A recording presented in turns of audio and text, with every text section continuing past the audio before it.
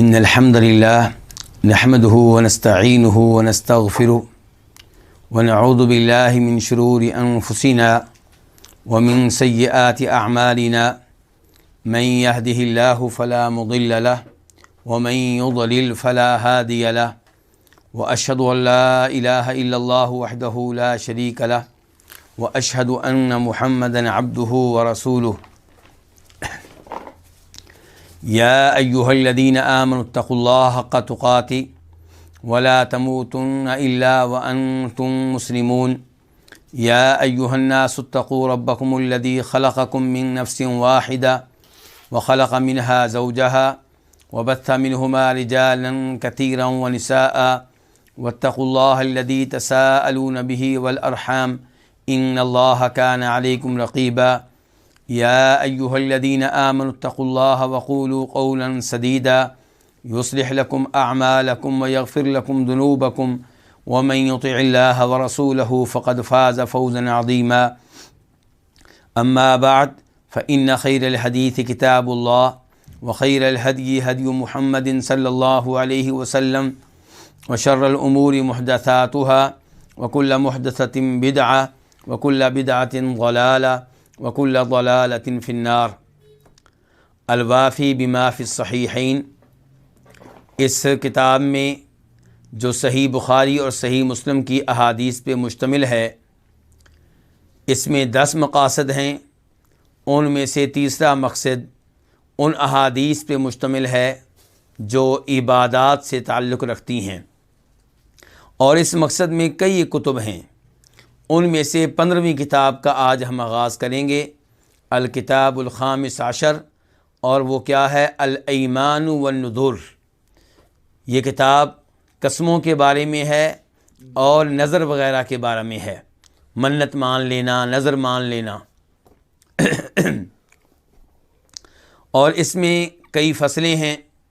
ان میں سے پہلی فصل ہے الایمان، قسموں کے بارے میں، اور پہلا باب ہے باب النہی عن الحلف بغیر اللہ تعالی، غیر اللہ کی قسم اٹھانے کی ممانعت۔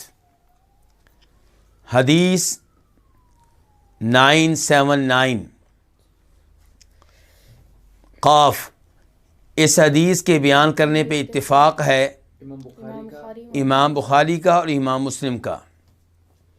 عن عمر بن الخطاب رضی اللہ عنہ قال، روایت ہے ہمارے دوسرے خلیفہ جناب عمر بن خطاب رضی اللہ تعالیٰ عنہ سے، قال، وہ کہتے ہیں، قال علی رسول اللہ صلی اللہ علیہ وسلم، مجھ سے کہا رسول اللہ صلی اللہ علیہ وسلم نے، ان اللہ ینہاکم ان تحلفوا بآبائکم، اللہ رب العزت تمہیں اپنے آباء و اجداد کی قسمیں اٹھانے سے روکتا ہے، منع کرتا ہے۔ تو یہاں پہ نبی علیہ الصلوۃ والسلام نے آباء و اجداد کی قسمیں اٹھانے سے منع کیا ہے، روکا ہے۔ تو یہاں پہ ایک سوال اٹھتا ہے کہ آباء و اجداد کی قسمیں اٹھانا تو ممنوع ہو گیا، تو کیا اللہ کے کسی نبی کی قسم اٹھا سکتے ہیں؟ کیا کسی فرشتے کی قسم اٹھا سکتے ہیں؟ کیا کعبۃ اللہ کی قسم اٹھا سکتے ہیں؟ تو اس سوال کا جواب یہ ہے کہ دیگر احادیث سے پتہ چلتا ہے کہ اللہ کے علاوہ کسی کی قسم اٹھانا جائز نہیں ہے۔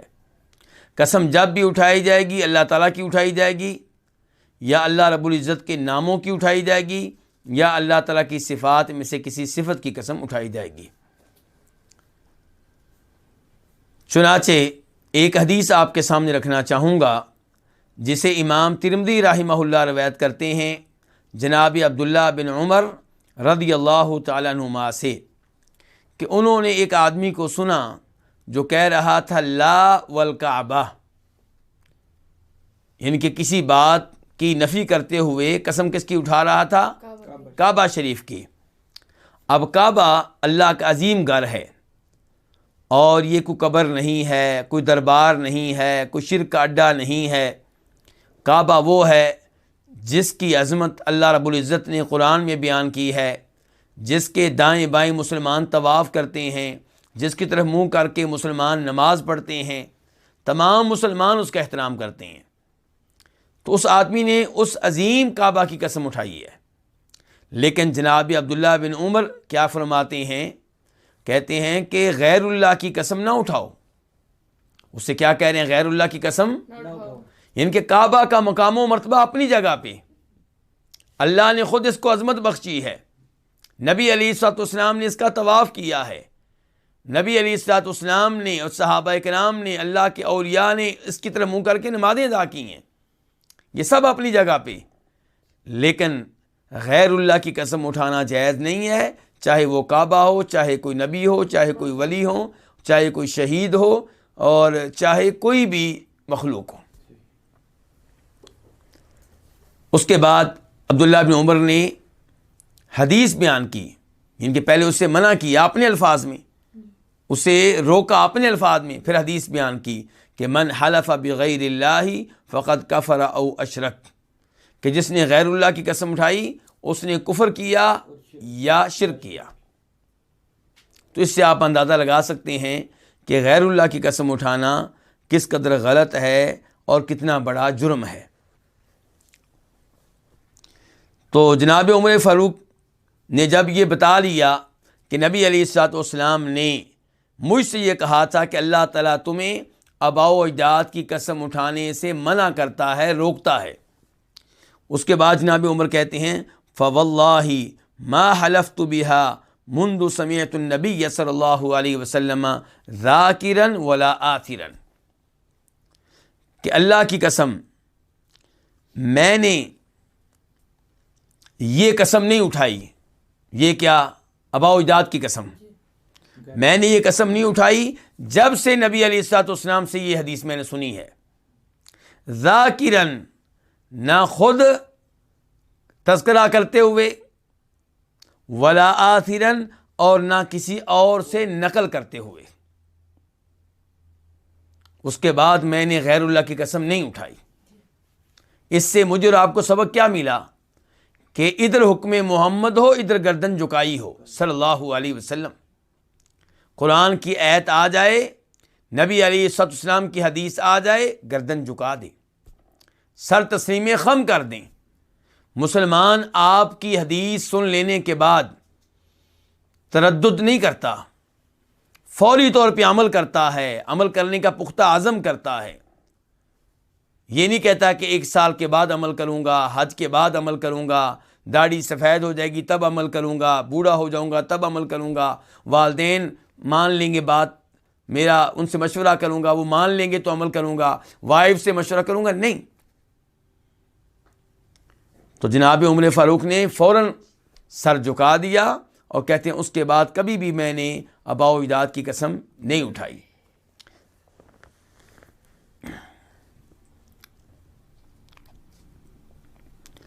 اس کے بعد باب نمبر 2، باب من حلف باللات والعزى، یہ باب ہے اس شخص کے بارے میں جو قسم اٹھائے کس کی؟ لات اور عزیٰ کی۔ حدیث نمبر 980 قاف، اس حدیث کے بیان کرنے پہ اتفاق ہے امام بخاری کا اور امام مسلم کا۔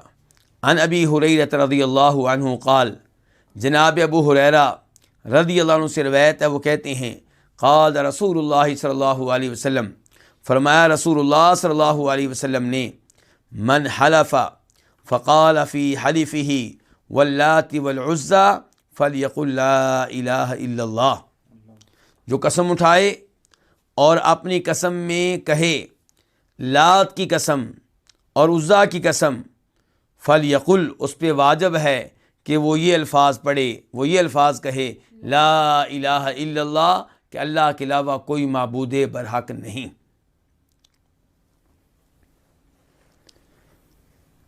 ایک تو لات کیا چیز ہے، عزیٰ کیا چیزیں ہیں، یہ 2 بت ہیں جن کی عرب لوگ عبادت کیا کرتے تھے، جنہیں وہ اللہ کے ساتھ شریک کیا کرتے تھے، اور انہیں اس وجہ سے مشرک قرار دیا گیا، حالانکہ وہ ان کو اللہ کے برابر کا نہیں سمجھتے تھے۔ یہ بات نوٹ کرنے والی ہے، ذہن نشین کرنے والی ہے کہ پاک و ہند کے کئی ایسے لوگ جو اپنے آپ کو مسلمان کہتے ہیں لیکن وہ قبروں کو اللہ تعالیٰ کے ساتھ شریک کرتے ہیں، قبر والوں کو اللہ کے ساتھ شریک کرتے ہیں، فوت شدگان کو اللہ کے ساتھ شریک کرتے ہیں، ہم منع کریں تو وہ کہتے ہیں شرک تب ہو جب ہم انہیں اللہ کے برابر کا سمجھیں۔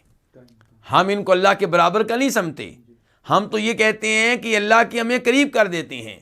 اللہ ہماری سنتا نہیں اور ان کی موڑتا نہیں۔ انہوں نے اپنی زندگی میں اتنی عبادات کی ہیں، اتنے چلے کاٹے ہیں، اتنی ریاستیں کی ہیں کہ اللہ کے بہت قریب ہو گئے ہیں، اللہ کے مقرب بندے بن چکے ہیں۔ ہم ان سے رابطہ کرتے ہیں اور یہ اللہ کے ہماری شفاعت کرتے ہیں، تو تب ہماری حاجتیں پوری ہوتی ہیں، تب ہمیں بیٹا ملتا ہے، تب ہمیں شفا ملتی ہے، تب ہمیں رزق ملتا ہے۔ لیکن اگر آپ قرآن و حدیث کا مطالعہ کریں تو آپ کو پتہ چلے گا کہ جن کی عبادت اہل مکہ کیا کرتے تھے وہ انہیں اللہ کے برابر کا نہیں سمجھتے تھے۔ وہ عقیدہ رکھتے تھے کہ یہ ہمارے بزرگ ہیں، یہ وہ مقدس ہستیاں ہیں جن کے اللہ سنتا ہے۔ اللہ تعالیٰ فرماتے ہیں سورہ زمر میں والذین اتخذوا من دونہ اولیاء ما نعبدہم الا لیقربونا الی اللہ زلفیٰ، وہ لوگ جنہوں نے اللہ کے علاوہ ولی پکڑ رکھے ہیں، ولی اپنا رکھے ہیں، ان سے کہا جائے کہ تم ان سے دعائیں کیوں کرتے ہو، ان کی عبادت کیوں کرتے ہو، تو وہ کہتے ہیں کہ ہم ان کی عبادت اس لیے کرتے ہیں، ہم ان سے دعائیں اس لیے کرتے ہیں تاکہ یہ ہمیں اللہ کے قریب کر دیں۔ الا لیقربونا الی اللہ زلفیٰ، تاکہ ہمیں اللہ کے، تو اسے کیا پتہ چلا کہ وہ ان کو اللہ کے برابر کا نہیں سمجھتے تھے، ان کو واسطہ مانتے تھے کہ ہم ان کو پکاریں گے، ان سے دعا کریں گے، ان سے رابطہ کریں گے اور یہ ہمیں اللہ سے لے کر دیں گے۔ اور سورہ یونس میں آپ چلے جائیں تو اللہ تعالیٰ فرماتے ہیں وَيَقُولُونَ هَٰؤُلَاءِ شُفَعَاؤُنَا عِندَ اللَّهِ، اللہ تعالیٰ کہتے ہیں کہ وہ ان کی عبادت کرتے ہیں جو نفع نقصان کے مالک نہیں ہیں، اور جب منع کیا جائے، سمجھایا جائے تو کہتے ہیں یہ اللہ کے ہاں ہماری سفارش کرتے ہیں۔ سفارش کے نام پہ، وسیلے کے نام پہ انہیں اللہ کے ساتھ شریک کیا جا رہا تھا۔ جب آپ قبر والے سے دعا کریں گے، فوت شدہ سے دعا کریں گے، کسی بت سے دعا کریں گے تو یہ آپ دعا میں اسے اللہ کا کیا کر رہے ہیں؟ شریک کر رہے ہیں۔ اور دعا بہت بڑی عبادت ہے، اہم ترین عبادت ہے۔ تو یہ لات اور عزیٰ یہ ان کے معبود ہیں۔ یہاں پہ لات یہ نام کہاں سے آیا؟ اللہ رب العزت کا نام ہے اللہ، تو وہ اپنے بتوں کے نام اللہ رب العزت کے نام سے اخذ کرتے، اللہ تعالیٰ کے نام کو مؤنث بنا لیتے۔ کیا بنا لیتے؟ مؤنث بنا لیتے، اور یہ نام اپنے بتوں کو دے دیتے۔ اب اللہ کے نام کے ساتھ انہوں نے تانیث والی تا لگائی تو کیا ہو گیا؟ اللات۔ کیا ہو گیا؟ اللات ہو گیا۔ اور آپ العزیٰ کی طرف آ جائیں، اللہ کے نام کیا ہے؟ العزیٰ جو ہے یہ اصل میں الاعز کی تانیث ہے۔ الاعز بہت زیادہ عزت والا، بہت زیادہ عزت والا مذکر ہو تو آپ کیا کہیں گے؟ الاعز۔ قرآن حکیم میں کیا آتا ہے کہ منافقوں نے کیا کہا تھا کہ لَيُخْرِجَنَّ الْأَعَزُّ مِنْهَا الْأَذَلُّ، مدینہ کے منافقین نے کہا تھا کہ یہ لوگ جو مکہ سے آئے، ہم نے ان کو مدینہ میں پناہ دی، آج ہمیں آنکھیں دکھا رہے ہیں، جبکہ ہم عزت والے ہیں، یہ ذلیل ہیں، تو ہم ان کو نکال دیں گے۔ تو یہ ہے لفظ الاعز، تو اس کی مؤنث کیا؟ عزیٰ، بہت زیادہ عزت والی۔ تو انہوں نے یہ نام اپنے بت کو دے دیا۔ تو یہ لات اور یہ عزیٰ۔ اچھا، اب جو لات ہے یہ کن کا بت ہے؟ یہ ثقیف کا ہے۔ کن کا ہے؟ ثقیف کا، اور یہ طائف میں ہوتا تھا۔ یہ کہاں ہوتا تھا؟ طائف میں۔ اور عزیٰ جو ہے یہ قریشیوں کا بت ہے۔ یہ کہاں ہوتا تھا؟ مقام نخلا میں۔ کہاں ہوتا تھا؟ مقام نخلا میں۔ اور ان دونوں کا تذکرہ قرآن حکیم میں بھی آیا ہے سورہ نجم میں، افرأیتم اللات والعزیٰ، تو اللہ رب العزت نے ان دو بتوں کا تذکرہ قرآن حکیم میں کیا ہے. اور جب یہ ہم کہتے ہیں کہ عزا جو ہے یہ اہل مکہ کا بت تھا، قریشیوں کا بت تھا، تو اس کی تائید اس حدیث سے ہوتی ہے جو بخاری شریف میں آتی ہے کہ احد کی لڑائی میں جب لڑائی رک گئی، ختم ہو گئی، تو ابو سفیان اور اس کے ساتھی جو اس وقت تک کافر تھے بڑے خوش تھے، اور وہ جب اس کو پتہ چلا کہ نبی علیہ الصلوۃ والسلام اور جناب ابوبکر جناب عمر شاید اس جانب گئے ہوں گے، پہاڑ کی جانب، احد پہاڑ کی جانب، جبکہ لڑائی احد پہاڑ کے قریب ہوئی تھی، احد پہاڑ کے اوپر نہیں ہوئی تھی. تو نبی علیہ الصلوۃ والسلام کو صحابہ کرام بعد میں احد پہاڑ کی طرف لے گئے تھے اور وہاں ایک جگہ آرام کیا تھا اور ٹھہرے تھے. ابو سفیان کو یہ پتہ چل گیا کہ یہ لوگ ادھر گئے ہیں. یہ تو نہیں پتا تھا کون زندہ ہے کون فوت ہے، لیکن یہ پتہ چل گیا کہ ان کے اہم ترین لوگ ادھر گئے ہیں. تو پہاڑ کے قریب آیا اور اس نے کہا کہ یہ آدمی زندہ ہے، یہ آدمی زندہ ہے. نبی علیہ الصلوۃ والسلام نے جواب دینے سے مسلمانوں کو روک دیا، کوئی جواب نہ دے. تو یہ بھی ایک حکمت عملی ہوتی ہے. ہمیشہ جذبات میں آ جانا، میدان میں آ جانا، یہ کوئی عقل مندی نہیں ہوتی. کئی دفعہ صبر کر لینا، خاموش رہنا، یہ بھی ایک حکمت عملی ہوتی ہے. تو دیکھیے یہاں پہ نبی علیہ الصلوۃ والسلام نے صحابہ کرام کو روکے رکھا، حالانکہ کئی صحابہ کرام جواب دینا چاہتے تھے. تو جب ابو سفیان نے محسوس کیا کہ جن جن لوگوں کے اس نے نام لیے ہیں ان کی آواز نہیں آ رہی، اس کا مطلب ہے کہ یہ فوت ہو چکے ہیں، تو اس نے خوشی سے کہا کہ العزا جو ہے اس کا بول بالا ہو. کس کا بول بالا ہو؟ عزا کا. اور اس موقع پہ اس نے یہ لفظ کہے لنا العزا ولا عزا لکم، ہمارا تو عزا ہے، تمہارا کوئی عزا نہیں ہے. یعنی کہ ہماری عزا نے مدد کی ہے اور تمہارا عزا نہیں ہے، تم عزا کے ماننے والے نہیں ہو، نہ عزا کی طرح کہ تمہارا کوئی اور ہے کہ تمہاری مدد کرے. تو تب نبی علیہ الصلوۃ والسلام نے کہا تھا اب جواب دو. تو جواب کیا دیا گیا تھا پھر؟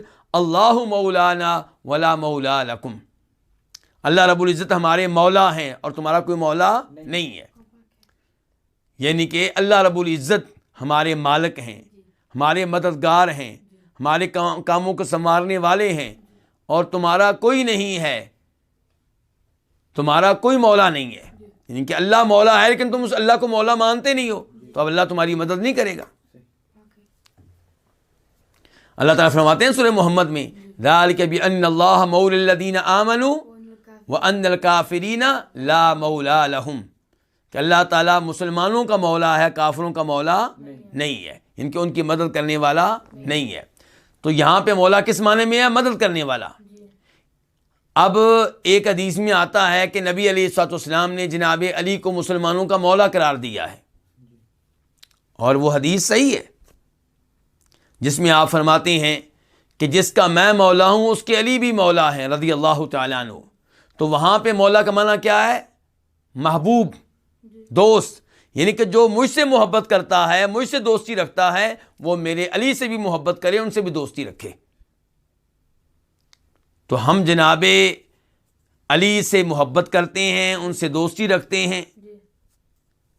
لیکن افسوس یہ ہے کہ آج کل آل بیت سے محبت کے نام پہ کئی لوگ اس لفظ کا غلط استعمال کر رہے ہیں. وہ کہتے ہیں مولا علی، اور مراد کیا لیتے ہیں کہ جناب علی مالک ہیں، آقا ہیں، مشکل کشا ہیں، حاجت روا ہیں، مدد کرنے والے ہیں. تو اس لفظ کا غلط استعمال کرتے ہیں. تو اس لیے اس لفظ کو مولا علی بار بار استعمال کرنا اس لحاظ سے مناسب نہیں ہے کہ اس لفظ کا استعمال وہ لوگ کر رہے ہیں جن کا عقیدہ غلط ہے. ورنہ ہم جناب علی سے محبت بھی کرتے ہیں اور ان سے دوستی بھی رکھتے ہیں. تو بہرحال یہ تھا لات اور عزا کا تعارف. اچھا، اب لات کے بارے میں یہ بات بھی جان لی جائے کہ امام بخاری روایت کرتے ہیں جناب عبداللہ بن عباس سے، امام بخاری نقل کرتے ہیں جناب عبداللہ بن عباس سے، وہ کہتے ہیں کہ لات ایک آدمی تھا. کان اللات رجلا، لات ایک آدمی تھا، یلت سویق الحاجی، وہ حاجیوں کے لیے ستو تیار کرتا اور انہیں ستو پلایا کرتا تھا۔ اب حاجیوں کی خدمت کرنا، ان پہ مال خرچ کرنا، انہیں پانی پلانا نیکی ہے یا نہیں؟ بہت بڑی نیکی ہے۔ تو یہ تو اس آدمی کی ایک نیکی بتائی گئی، اس کے اور بھی ایسے کئی کام تھے۔ وہ فوت ہو گیا تو ان لوگوں نے اس کے نام پہ کیا بنا لیا؟ بت بنا لیا۔ کہنا کیا چاہتا ہوں کہ جب وہ لوگ بت کی عبادت کرتے تھے تو وہ جانتے تھے کہ یہ بے جان ہے، اس کی کوئی حیثیت نہیں ہے، لیکن وہ اس کو نشانی سمجھتے تھے۔ کس کی؟ اس آدمی کی جو فوت ہو چکا تھا، جس کا نام لات تھا۔ ان کی عقیدہ رکھتے تھے کہ ہم اس بت کی عبادت کریں گے، اس سے دعائیں کریں گے، تو وہ لات کو پتہ ہے یہ دعائیں اسی سے ہو رہی ہیں، کیونکہ یہ اس کی نشانی ہے، اس کا مجسمہ ہے۔ تو اس لیے آج جو مسلمان قبروں پہ آتے ہیں اور قبروں کو سجدہ کرتے ہیں، ان کے ذہن میں بھی کیا ہوتا ہے کہ قبر کے نیچے کیا ایک شخصیت ہے۔ تو وہ ہم جب انہیں روکتے ہیں تو وہ کہتے ہیں اچھا تم نے ہمیں اہل مکہ سے ملا دی ہے۔ اہل مکہ تو بتوں کی عبادت کرتے تھے بے جان، اور ہم تو جن کو پکارتے ہیں یہ اللہ کے ولی ہیں۔ یہ کیا ہے؟ اللہ کے ولی ہیں، اور یہ سنتے ہیں، مشکل کشا حاجت روا ہے۔ تو ایسے لوگوں کو سمجھانے کی ضرورت ہے کہ اہل مکہ جن بتوں کی عبادت کرتے تھے ان کے پیچھے بھی شخصیات تھیں، ان کے پیچھے بھی کیا تھے؟ انسان تھے۔ نوح علیہ السلام کی قوم کو دیکھ لیں، ان کے جو بت تھے وہ کیا تھے؟ وہ ایسے بزرگ تھے جن کے نام قرآن میں آیا ہے، وَقَالُوا لَا تَذَرُنَّ آلِهَتَكُمْ وَلَا تَذَرُنَّ وَدًّا وَلَا سُوَاعًا وَلَا يَغُوثَ وَيَعُوقَ وَنَسْرًا۔ تو یہ بتوں کی، یہ بزرگوں کی تعظیم میں اور محبت میں حد سے آگے بڑھ جانا، یہ چیز انسان کو شرک میں مبتلا کر دیتی ہے۔ اس لیے نبی علیہ السلام نے اپنے بارے میں کہہ دیا تھا، اور آپ سے بڑھ کر افضل کوئی نہیں ہے، آپ نے اپنے بارے میں کہہ دیا تھا کہ میرے معاملے میں بھی غلو نہ کرنا، مبالغہ نہ کرنا، حد سے آگے نہ نکلنا۔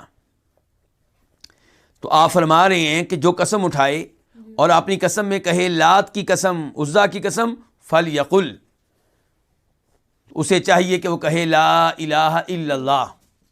لا الہ الا اللہ کیوں کہنا ہے؟ کیونکہ قسم جس کی آپ اٹھاتے ہیں یہ وہ ہوتا ہے جس کی آپ تعظیم کرتے ہیں، جس کی آپ انتہائی تعظیم کرتے ہیں۔ تو مسلمان انتہائی تعظیم کس کی کرتے ہیں؟ اللہ کی۔ حقیقی عظمت کا مالک کون ہے؟ اللہ تعالیٰ۔ اللہ تعالیٰ کے علاوہ ہم جس کی تعظیم کرتے ہیں تو وہ اللہ کی وجہ سے کرتے ہیں۔ نبی علیہ السلام کی ہم تعظیم کرتے ہیں کس کی وجہ سے؟ اللہ کی وجہ سے۔ اور ذاتی اور حقیقی تعظیم کس کی ہے؟ اللہ تعالیٰ کی۔ اسی لیے ہم قسم کس کی اٹھاتے ہیں؟ اللہ تعالیٰ کی۔ تو جب کوئی لات اور عزا کو مقدس اور معظم جانتے ہوئے اللہ کی طرح قسم اٹھائے تو اس نے کیا کیا؟ اس نے شرک کیا ہے۔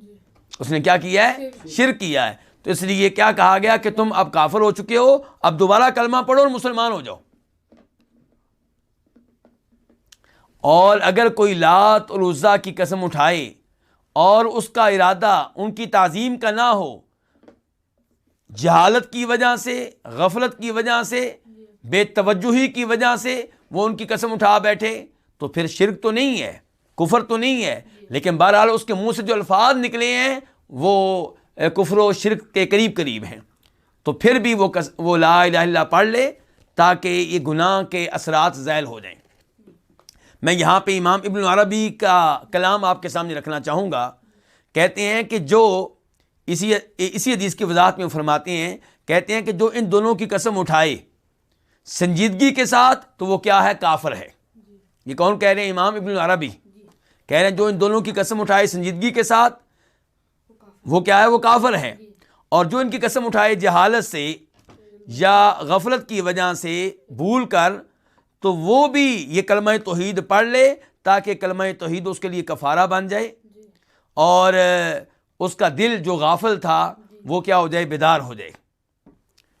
تو اس سے آپ اندازہ لگا سکتے ہیں کہ لات اور عزا کی قسم اٹھانا اور ان کی قسم اٹھانا جن کے اللہ کے علاوہ عبادت کی جاتی ہے، یہ کس قدر یعنی کہ خطرناک ہے۔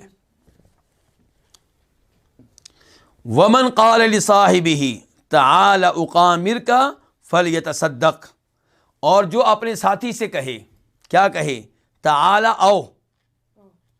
کیوں آؤ جی؟ اقامرک، میں تمہارے ساتھ جوا کھیلوں.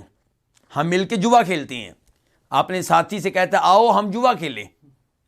ومن قال صاحب جو اپنے ساتھی سے کہے تعال آؤ قامر کا میں تمہارے ساتھ جوا کھیلوں فلیتصدق تو اس پہ واجب ہے کہ وہ صدقہ خیرات کرے. وہ کیا کرے؟ صدقہ خیرات کرے.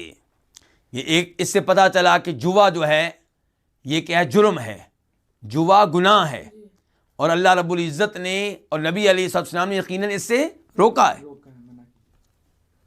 یا ایھا الذین آمنوا انما الخمر والمیسر والانصاب والازلام رجس من عمل الشیطان فاجتنبوہ لعلکم تفلحون.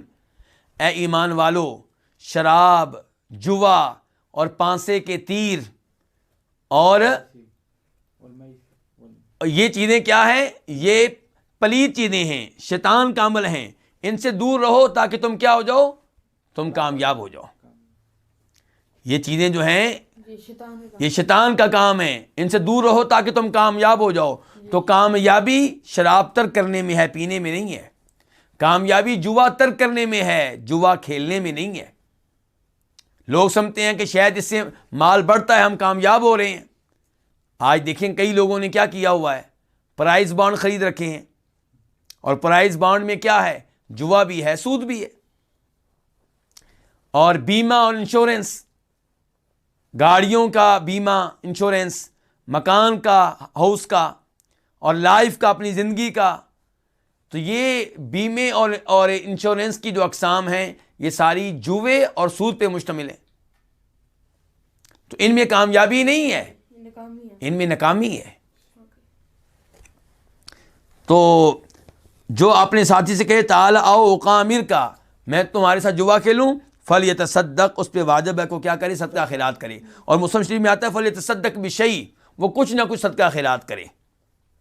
اور یہاں پہ میں قمار یعنی کہ جوا جو ہے اس کا تھوڑا سا تعارف پیش کرنا چاہوں گا کہ جوا کہتے کس کو ہیں. امام ابن تیمیہ رحمہ اللہ فرماتے ہیں کہ ان یؤخذ مال الانسان وهو على مخاطرہ هل يحصل له عوضه او لا يحصل. انسان سے اس کا مال لے لیا جائے جب کہ وہ خطرے میں ہو کہ اس کو اس کا عوض اور متبادل ملے گا یا نہیں ملے گا. اس کا متبادل ملے گا یا نہیں ملے گا. یعنی کہ یہی کچھ ہوتا ہے جوے میں. ایک آدمی دوسرے کے ساتھ جوا کھیلتا ہے تو وہاں پہ بھی یہی کچھ ہوتا ہے. اور یہ جوے کی جو اقسام ہیں وہاں پہ بھی یہی کچھ ہوتا ہے. اور ایک اور امام کہتے ہیں کہ ہر وہ کھیل جس میں یہ شرط رکھی جائے کہ جو جیت جائے گا وہ ہارنے والے کا مال لے لے گا، ہارنے والے کے مال لے لے گا یا کچھ مال لے لے گا، تو یہ کیا ہے؟ جوا ہے. مثال کے طور پہ کرکٹ کے میچ ہوتے ہیں، اردو اسپیکنگ ممالک میں کیا ہوتے ہیں؟ کرکٹ کے میچ ہوتے ہیں. 10 ٹیمیں، ہر ٹیم جو ہے وہ ٹورنامنٹ میں حصہ لیتی ہے، جو مقابلہ ہوتا ہے اس میں حصہ لیتی ہے. اور ہر ٹیم سے کہا جاتا ہے کہ آپ مثال کے طور پہ 10,000 روپیہ انٹری فیس جمع کروائیں. اور پھر جو ٹیم جیتے گی اس کو مثال کے طور پہ 1 لاکھ انعام ملے گا. جو دوسرا نمبر لے گی اس کو 80,000 روپیہ ملے گا. جو تیسرے نمبر پہ ہوگی اس کو 60,000 روپیہ ملے گا. تو یہ کیا ہے؟ یہ جوا ہے. یہ کیا ہے؟ یہ جوا ہے. یعنی کہ ہر ٹیم سے پیسے لیے گئے 15,000 20,000 اور جو جیتے ہیں ان کو پیسے مل گئے اور باقی خالی ہاتھ. تو یہ ہے جوا.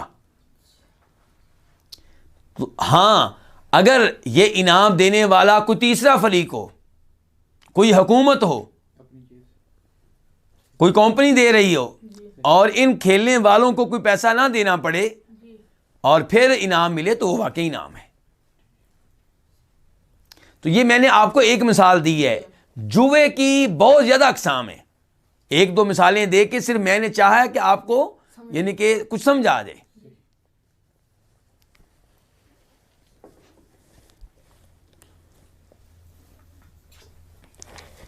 تو جس نے اپنے ساتھی سے کہا کہ آؤ جوا کھیلوں، اس نے کیا جرم کیا ہے؟ اپنے ساتھی کو جوا کھیلنے کی دعوت دی ہے.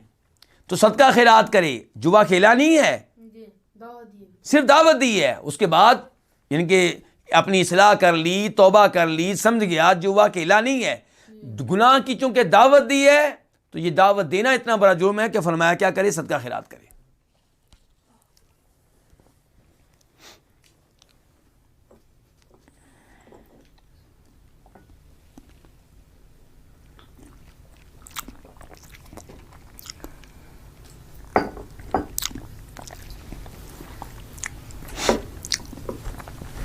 باب نمبر 3، باب من حلف یمینا فرآ غیرہا خیرا منہا، جس نے کوئی قسم اٹھائی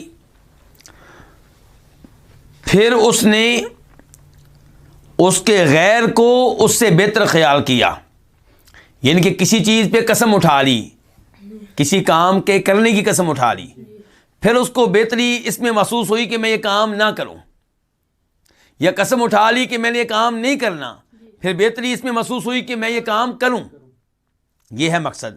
پھر میں باب کا ترجمہ کر دوں، جس نے کوئی قسم اٹھائی فرآ تو اس نے خیال کیا غیرہا اس کے غیر کو، اس کے علاوہ کسی چیز کو، خیر منہا اس سے بہتر، یعنی کہ اب کیا کرے؟ قسم تو اٹھا چکا ہے، اب وہ پچھتا رہا ہے، اب وہ دوسری چیز کو بہتر سمجھ رہا ہے، اب وہ کہاں جائے، کیا کرے، اس کے لیے کیا حل ہے؟ تو باب حدیث نمبر ہے 981 981 میم۔ اس حدیث کو روایت کرنے والے امام کون ہے؟ امام مسلم۔ عن ابی ہریرہ قال، روایت ہے جناب ابو ہریرہ رضی اللہ تعالیٰ عنہ سے، قال وہ کہتے ہیں اعتم رجل عند النبی صلی اللہ علیہ وسلم، ایک آدمی نے نبی علیہ الصلوۃ والسلام کے ہاں تاخیر کر دی، وہ نبی علیہ السلام کے ہاں لیٹ ہو گیا۔ اس کا کیا مقصد ہے؟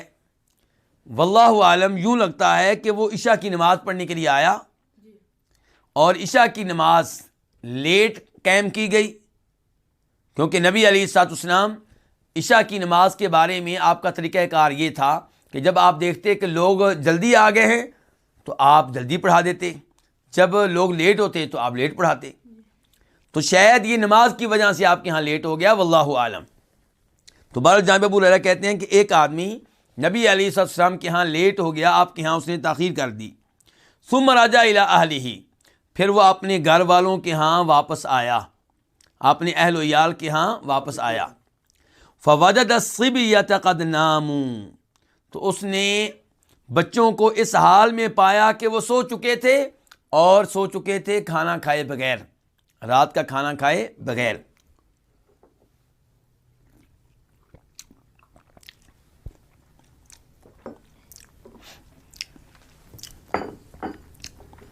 فَأَتَاهُ أَهْلُهُ بِطَعَامِهِ، تو اس کی وائف اس کے پاس اس کا کھانا لے کر آئی، یعنی کہ رات لیٹ واپس آیا ہے، بچے جو ہیں وہ کھانا کھائے بغیر سو گئے ہیں، اور اس آدمی کے لیے اس کی وائف جو ہے وہ کھانا لے کر آئی ہے۔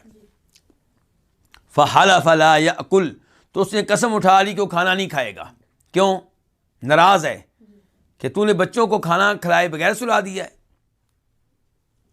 تو اس نے قسم اٹھا لی کہ وہ کھانا نہیں کھائے گا، من ادری صبیتہ، اپنے بچوں کی وجہ سے، ثم بدا لہ فاکلا، پھر اس کے لیے یہ بات ظاہر ہوئی، پھر اس کے دل میں یہ بات آئی کہ وہ کھانا کھا لے، قسم اٹھا لی کہ کھانا نہیں کھائے گا، یعنی کہ اس رات کھانا نہیں کھائے گا، پھر اس کو لگا کہ مجھے کھانا کھا لینا چاہیے، ثم بدا لہ، پھر اس کے لیے ظاہر ہوا، یعنی کہ اس کو یہ محسوس ہوا، اس کی رائے تبدیل ہوئی اور اس نے چاہا کہ وہ کھانا کھا لے، فاکلا، تو اس نے کھانا کھا لیا، فاتا رسول اللہ صلی اللہ علیہ وسلم، تو وہ آیا رسول اللہ صلی اللہ علیہ وسلم کے پاس، فذکر ذلک لہ، تو اس بات کا تذکرہ آپ سے کیا، پوری بات آپ کو بتائی کہ جی میں رات کو آپ کے ہاں لیٹ ہو گیا تھا اور میرے بچے کھانا کھائے بغیر سوئے ہیں، تو میں جب گھر گیا ہوں تو میری وائف نے مجھے کھانا دیا ہے، تو میں نے کھانا نہیں لیا بلکہ میں نے قسم اٹھا لی تھی کہ میں نہیں کھاؤں گا، اور پھر میری رائے تبدیل ہوگی، میں نے کھانا کھا لیا، اب میری قسم کا کیا بنے گا؟ فقال رسول اللہ صلی اللہ علیہ وسلم، تو فرمایا رسول اللہ صلی اللہ علیہ وسلم نے، من حلف علی یمین، جو کسی چیز کی قسم اٹھا لے، فرآ غیرہا، تو وہ دیکھے، وہ خیال کرے، غیرہا، جس پہ قسم اٹھائی ہے اس کے علاوہ کو، کیا خیال کرے؟ خیر منہا، اس سے بہتر، کس سے بہتر؟ جس پہ قسم اٹھائی ہے، جس چیز پہ قسم اٹھائی ہے اس کے علاوہ کو اس سے بہتر خیال کرے. جیسے کہ پہلے مثال دی تھی کہ قسم اٹھائی ہے کہ میں یہ کام کروں گا، اب اس کو پتہ لگا کہ یہ کام نہ کرنے میں بہتری ہے، یا اس نے قسم اٹھائی کہ میں کام نہیں کروں گا، اب اس کو لگ رہا ہے کہ یہ کام کرنا بہتر ہے. فَلْيَأْتِهَا، تو فرماتے ہیں نبی علیہ الصلوۃ والسلام کہ وہ اس کام کی طرف آئے، وہ یہ کام کرے. کون سا کام؟ جس پہ قسم اٹھائی ہے. نہیں، اس کو تو اب وہ اچھا نہیں سمجھ رہا نا، اب وہ اس کے علاوہ کچھ اچھا سمجھ رہا ہے. تو فرماتے ہیں فَلْيَأْتِهَا، وہ جو دوسرا کام ہے جس کو اب اچھا سمجھ رہا ہے وہ کام کر لے، اس کی طرف آئے، یعنی کہ وہ کام کر لے. یہاں فَلْيَأْتِهَا ضمیر مؤنث کی آئی ہے، تو اس میں تھوڑا سا اشکال ہے. تو یہ ضمیر لوٹ رہی ہے غیرہا کی طرف، تو غیر جو ہے وہ مضاف ہے مؤنث کی طرف، تو شاید اس کا خیال کیا گیا ہے مضاف الیہ کا. تو بہرحال فَلْيَأْتِهَا، جن کے غیر نے گویا کہ تانیث حاصل کر لی ہے ہا سے، تو فَلْيَأْتِهَا، تو وہ یہ کام کرے. وَلْيُكَفِّرْ عَنْ يَمِينِهِ، اور اس کو چاہیے کہ اپنی قسم کا کفارہ دے دے.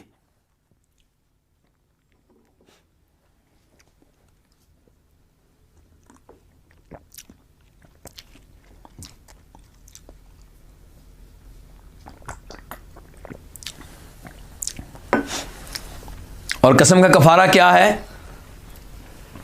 اللہ تعالیٰ فرماتے ہیں فَكَفَارَتُهُ اطعام عشرة مساکین من اوسط ما تطعمون اہلیکم او کسوتهم او تحریر رقبہ.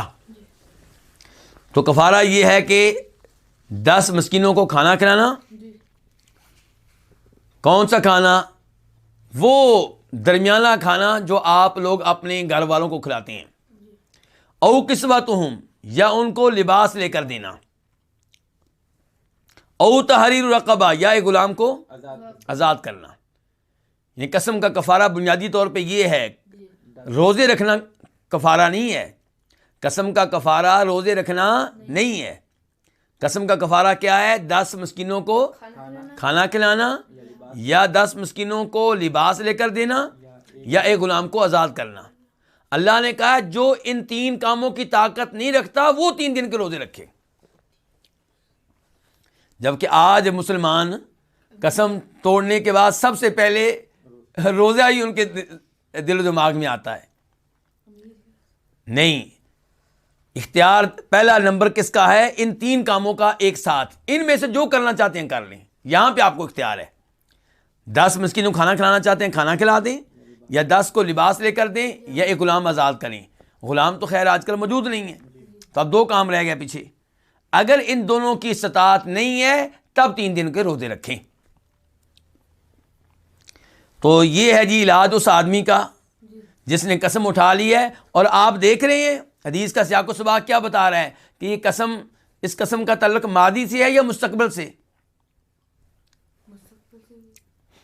اس کا تعلق مستقبل سے ہے. یعنی کہ ایسا نہیں ہے کہ آپ نے کوئی ماضی کی پاسٹ کی بات بیان کی ہو اور اس میں جھوٹ بولا ہو. ایک ہے کہ میں کہوں کہ میں مکہ گیا تھا، میں اس مہینے مکہ گیا تھا جبکہ میں گیا نہیں ہوں، یہ جھوٹ ہے. اس کا کفارہ کوئی نہیں ہے. اس کو کہتے ہیں یمین غموس، اور یہ آگے آنے والی ہے. یہ وہ قسم ہے جو انسان کو گناہوں میں ڈبو دیتی ہے. یہ وہ قسم ہے جو انسان کو جہنم کی آگ میں لے جانے والی ہے. کفارہ ہوتا ہے مستقبل کی قسم کا، کہ آپ نے قسم اٹھائی تھی میں یہ کام کروں گا یا نہیں کروں گا. اب آپ کا ارادہ بنتا ہے کہ میں نے جو قسم اٹھائی تھی اس کے برعکس کروں. قسم اٹھائی تھی کروں گا، اب یہ ہے کہ نہیں کرنا. قسم اٹھائی تھی نہیں کروں گا، اب یہ ہے کہ کرنا ہے. تو یہاں پہ کہا جا رہا ہے کہ اب آپ کی رائے اگر تبدیل ہو گئی ہے اور آپ کو خیر اس میں نظر آ رہی ہے کہ آپ قسم توڑ دیں تو توڑ دیں، کوئی پریشان ہونے کی ضرورت نہیں ہے، لیکن قسم کا کفارہ ادا کریں.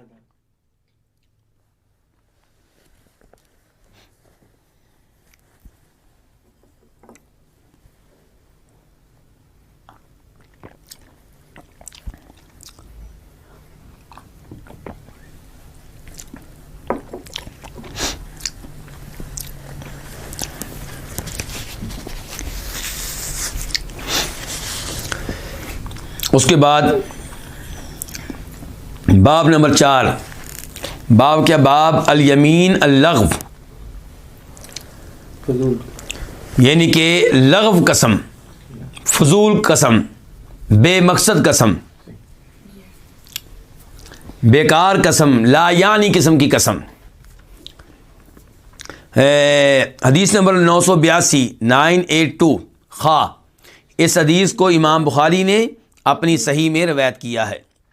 ان عائشہ رضی اللہ عنہا، روایت ہے ام المؤمنین عائشہ رضی اللہ تعالی عنہا سے کہ انزلت هذه الآیہ لا یؤاخذکم اللہ باللغو فی ایمانکم فی قول الرجل لا واللہ وبلا واللہ. یہ آیت نازل کی گئی ہے. کون سی آیت؟ کہ لا یؤاخذکم اللہ باللغو فی ایمانکم، اللہ تمہیں نہیں پکڑے گا، تمہارا مواخذہ نہیں کرے گا، تم سے بات پرس نہیں کرے گا. کس چیز پہ؟ تمہاری قسموں میں سے لغو قسموں پہ. تو جناب عائشہ کہتی ہیں کہ یہ آیت نازل ہوئی ہے کون سی قسموں کے بارے میں؟ کہتی ہیں فی قول الرجل، آدمی کے یہ کہنے کے بارے میں کہ لا واللہ، نہیں اللہ کی قسم، وبلا واللہ، کیوں نہیں اللہ کی قسم. کیا مطلب ہے جناب عائشہ کا؟ جناب عائشہ کہنا چاہتی ہیں کہ یہ جو اللہ تعالیٰ نے کہا ہے نا کہ اللہ تمہاری لغو قسموں پہ تمہارا مواخذہ نہیں کرے گا، تم سے حساب نہیں لے گا، اس سے مراد وہ قسمیں ہیں جو انسان بغیر کسی قصد کے، بغیر کسی ارادے کے بطور عادت اٹھا لیتا ہے. اور یہ چیز عربوں میں عام ہے، یعنی کہ ان کی زبان سے یہ قسمیں نکلتی رہتی ہیں اور بغیر سوچے سمجھے، یعنی کہ ان کی ایک عادت بن چکی ہے. تو فرمایا اللہ تعالیٰ اس پہ تمہارا مواخذہ نہیں کرے گا. وَلَٰكِن يُؤَاخِذُكُم بِمَا كَسَبَتْ قُلُوبُكُم، ساتھ ہی اللہ نے کہہ دیا لیکن اللہ ان قسموں پہ تمہارا مواخذہ کرے گا جن کا تمہارے دلوں نے قصد کیا، ارادہ کیا. یہ کہ جو قسم آپ نے سوچ سمجھ کے اٹھائی کہ میں یہ کام کروں گا یا نہیں کروں گا، اس قسم کو اگر پورا نہیں کریں گے تو ان پہ حساب کتاب ہوگا. لیکن یہ ہم پہلے پڑھ چکے ہیں کہ جس چیز پہ آپ نے قسم اٹھائی ہے اس میں اگر آپ کو خیر نظر نہیں آتی، خیر اس کے برعکس معاملے میں نظر آتی ہے، تو پھر آپ اس قسم کو توڑ سکتے ہیں اور اس کا کیا ادا کریں گے؟ پھر آپ کفارہ ادا کریں گے. اور اللہ نے کہا ہے قرآن حکیم میں، جب اللہ نے کفارہ بیان کیا، اللہ نے کیا؟ وَاحْفَظُوا أَيْمَانَكُمْ، اپنی قسموں کی حفاظت کرو، ان کو کھیل تماشا نہ بناؤ. لیکن یہ قسمیں جو بغیر سوچے سمجھے منہ سے نکلتی رہتی ہیں تو یہ جو ہے ان پہ مواخذہ نہیں ہے. اس کے بعد باب نمبر 5، باب الیمین الکاذبہ. یہ باب ہے جھوٹی قسم کے بارے میں، اور وہ کون سی ہے؟ الغموس، انسان کو گناہوں میں ڈبو دینے والی، جہنم کی آگ میں لے جانے والی قسم. تو یہ پھر قسم کون سی ہے؟ یہ وہ جو ماضی کے بارے میں آپ اٹھاتے ہیں کہ میں نے یہ کام کیا تھا یا میں نے یہ کام نہیں کیا تھا، یہ اس بارے میں ہے. بلکہ یہاں پہ میں ایک وضاحت کر دوں کہیں میں بھول نہ جاؤں کہ اگر میرے ذاتی کردار کے بارے میں مجھ سے کوئی قسم لیتا ہے تو اس کا قسم لینا غلط ہے. وہ کہتا ہے جی آپ نے گناہ کیا تھا کہ نہیں کیا تھا، قسم اٹھائیں، اور اس گناہ کا تعلق کس سے؟ اللہ تعالیٰ کی ذات سے ہے، تو یہ درست نہیں ہے. ہاں اگر قسم یہ ہے کہ تم نے یہ چوری کی تھی کہ نہیں کی تھی، میرا قلم تم نے چوری کیا ہے، قسم اٹھاؤ اگر نہیں کیا تو یہ اور معاملہ، یہ وہ چیز ہے جس کا بندے سے تعلق ہے. لیکن یہ کہ بتاؤ تم نے پوری زندگی کبھی بدکاری کی ہے کہ نہیں کی، اٹھاؤ قسم. کیوں جی؟ کس لیے اٹھاؤ؟ تم کیوں مجھ سے قسم لے رہے ہو؟ تمہیں یہ حق کس نے دیا ہے؟ اور جیسا کہ ہمارے پاس سوالات آتے ہیں ان سے پتہ چلتا ہے کہ کئی دفعہ خاوند اپنی بیویوں سے ایسی قسمیں لیتے ہیں شادی کے بعد، اور بیویاں خاوندوں سے لیتی ہیں، دونوں کا یہ کام غلط ہے. نہ خاوند کو حق حاصل ہے کہ بیوی کہ ماضی کو کرے دے، اور نہ بیوی کو یہ حق حاصل ہے کہ خاوند کی ماضی کو کرے دے۔ ہاں، شادی سے پہلے آپ تحقیقات کریں کہ یہ لڑکی کس قسم کی ہے، لڑکا کس قسم کا ہے، کن لوگوں کے ساتھ اٹھتے بیٹھتے ہیں، کہاں انہوں نے تعلیم لی ہے، کردار کیا ہے، کوئی بات نہیں۔ تو اب یہ کیا ہے؟ جھوٹی قسم۔ تو حدیث نمبر 983 983 میم، اس حدیث کو روایت کرنے والے امام کون سے؟ امام مسلم۔ عن ابی امامۃ ان رسول اللہ صلی اللہ علیہ وسلم قال، روایت ہے جناب ابو امامہ رضی اللہ تعالیٰ عنہ سے کہ بے شک رسول اللہ صلی اللہ علیہ وسلم نے فرمایا، من اقتطع حق امرئ مسلم بیمینہ فقد اوجب اللہ لہ النار وحرم علیہ الجنہ۔ جو کسی مسلمان مرد کا حق مار لے، کسی مسلمان مرد کا حق لے لے بیمینہ ہی، اپنی قسم کے ذریعے، تو اللہ تعالیٰ نے اس کے لیے جہنم واجب کر دی اور اس پہ جنت حرام کر دی۔ جھوٹی قسم اٹھا کے آپ کہتے ہیں کہ یہ پلاٹ میرا ہے، جھوٹی قسم اٹھا کے آپ کہتے ہیں کہ یہ لڑکی جو ہے اس سے میرا نکاح ہو چکا ہے، یعنی کہ اس سے کسی اور نے نکاح کیا ہوا ہے، اور آپ نے جھوٹی قسم اٹھا دی کہ میں نے کیا ہوا ہے، اور میرے پاس یہ کاغذات ہیں۔ جھوٹے کاغذات بھی مل جاتے ہیں جن میں حلف دیا گیا ہوتا ہے، قسم دی گئی ہوتی ہے۔ تو جھوٹی قسم اٹھا کے کسی کا حق لے لینا، چاہے وہ مالی حق ہو چاہے غیر مالی حق ہو۔ تو فرمایا مثال کے طور پہ بیوی سے لیان کرنا۔ لیان آپ جانتے ہیں کس کو کہتے ہیں؟ کہ جب کوئی مرد اپنی بیوی پہ یہ تہمت لگا دے کہ یہ بچہ میرا بچہ نہیں ہے، یہ کسی اور کا بچہ ہے۔ اب اگر معاملہ عدالت تک پہنچ جائے، حکومت تک پہنچ جائے، تو کیا ہوگا؟ لیان ہوگا۔ اگر بیوی نہیں مانتی اور خامد بھی ڈٹا ہوا ہے تو پھر کیا ہوگا؟ لیان ہوگا۔ تو اب دیکھیں، آپ اس عورت کو اگر سب کے سامنے ذلیل کرتے ہیں اور اس کی عزت کو آپ یعنی خاک میں ملا دیتے ہیں، تو یہ اس سب کے اوپر پھر یہ کیا ہے؟ یہ سزا ہے۔ تو جو کسی مسلمان مرد کا حق لے، کس کے ذریعے؟ اپنی قسم کے ذریعے، تو یہ ہوتی ہے ماضی کی قسمیں۔ فقد اوجب اللہ لہ النار، تو تحقیق اللہ نے اس کے لیے جہنم واجب کر دی اور اس پہ جنت حرام کر دی۔ فقال لہ رجل، تو آپ سے ایک آدمی نے کہا۔ کس نے کہا؟ ایک آدمی نے کہا، وَإِن كَانَ شَيْئًا يَسِيرًا، چاہے وہ معمولی سی چیز ہو، یعنی کہ قسم اٹھا کر کسی کا جو حق لیا ہے، چاہے معمولی سا ہو، چاہے کیا ہو، کوئی بہت بڑا مال نہ ہو، معمولی سا مال ہو۔ وَإِن كَانَ شَيْئًا، اگرچہ وہ معمولی سی چیز ہو۔ یا رسول اللہ کے رسول، قال وَإِن قَدِيبًا مِّنْ أَرَاكٍ، اگرچہ وہ پیلو کے درخت کی ایک شاخ ہو۔ پیلو کا ایک درخت ہوتا ہے نا، جس کی مسواک بھی استعمال کی جاتی ہے، تو فرمایا اگرچہ وہ پیلو کے درخت کی ایک شاخ ہو، اگر جھوٹی قسم اٹھا کے آپ نے پیلو کے درخت کی ایک شاخ لے لی ہے، اس پہ قبضہ کر لیا ہے، تو اس کی بھی یہی سزا ہے کہ ایسی جھوٹی قسم اٹھانے والا جو ہے اس پہ جنت حرام ہے اور جہنم اس کے لیے واجب ہو گئی۔ اس سے آپ اندازہ کریں کہ جھوٹی قسم اٹھانا کتنا بڑا جرم ہے، اور بار بار کہہ رہے ہیں اس کا تعلق کس سے ہوتا ہے؟ ماضی سے۔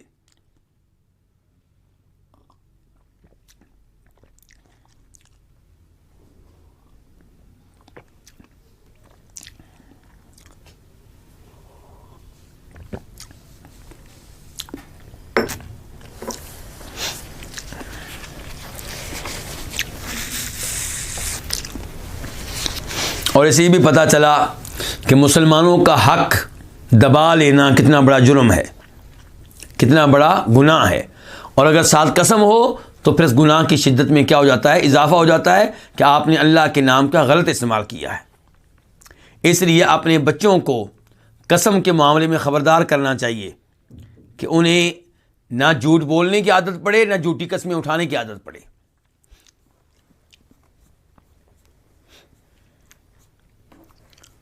اور کوشش کریں کہ آپ اور میں اور بچے وہ لغو قسمیں بھی نہ اٹھائیں کیونکہ پھر لغو قسمیں اٹھانے والا کبھی دوسری قسم اٹھا لیتا ہے اور اس میں بھی احتیاط نہیں کرتا، عادت پڑ جاتی ہے اسے۔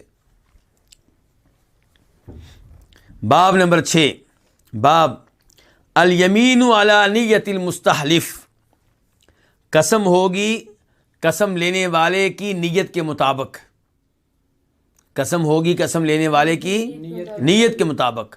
قسم میں اعتبار قسم لینے والے کا نہیں ہوگا کہ اس کے دل میں کیا ہے، اعتبار اس کا ہوگا کہ جو قسم لے رہا ہے۔